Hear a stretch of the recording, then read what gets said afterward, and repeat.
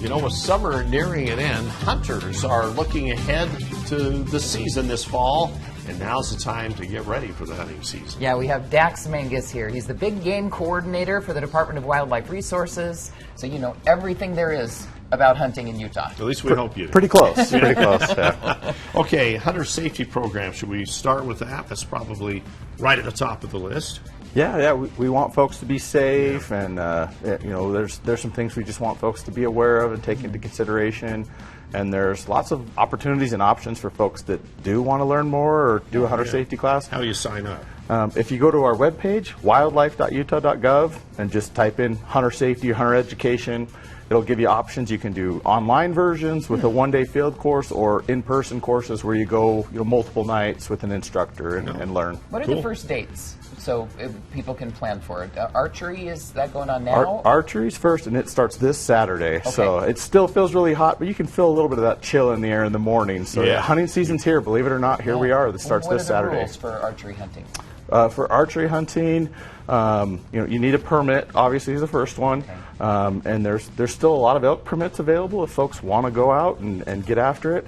You need to, I think probably one of the most important things is practice with your bow a little bit. If you are going to go hunt, just make sure you can hunt ethically, and that's probably a big one. Yeah, very important. So is bow hunting still big? Is it a growing sport, or? It's a growing sport. A lot of people are really interested in it, and we see a lot more youth getting into archery, which is kind of fun. Yeah. But if you do get a permit, do they explain all the rules, like how to harvest and everything you have to do if you do get a kill? Yeah, so probably the best way, we have a little guidebook, a field regulations guidebook that really hits, the majority of the rules, and especially the ones that folks, might make a mistake on or overlook.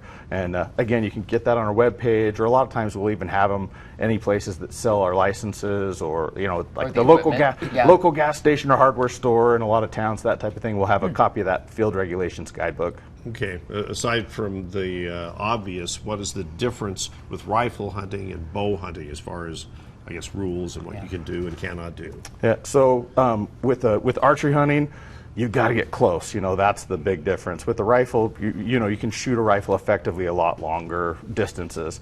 And so with a bow, you got to get close. So you can wear full camouflage. You'll see a lot of guys on the bow hunt with the face painted up and wearing full camo, because you really got to get in close.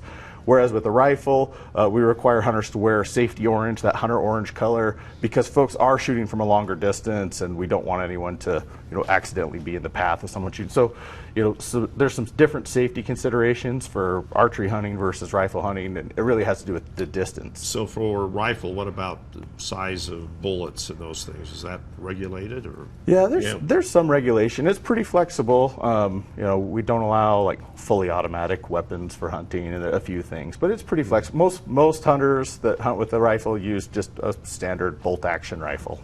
Well, I know some people are anti-hunting. We shouldn't be killing the animals, but there's an environmental impact on these herds, right? You guys keep track of the numbers and the health of the herds. Yeah, actually a huge part of why we have hunting is to help us manage populations. And when you look at things like right now, we're in this period of really hot, dry weather. We don't have as much vegetation growing just because we've had such a hot and dry summer. Right. Those are the kind of things we take into consideration. We're like, okay, the range can only support so many animals. We need to manage the numbers so we don't overutilize the habitat. So we'll harvest a few more animals to have a good balance between what's available out there and what animals we have. So what about deer population? Is it overpopulated now? So it probably depends. If you live on the Bountiful Bench, you might think there's too many deer eating your tulips or something. Right. But overall, across the state, our deer numbers are a little below where we'd like them to be. Oh. They took a hard hit that winter of 22-23. Remember that record winter, the deep snows? Yeah.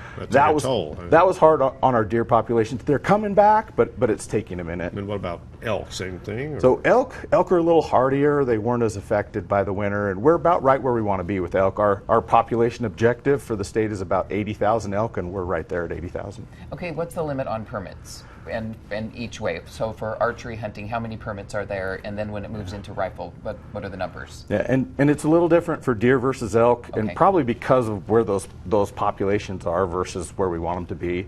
Deer are more limited. Most of our deer permits you've got to get through a drawing. You put in for a drawing like in February or March. Elk permits, a little more flexibility.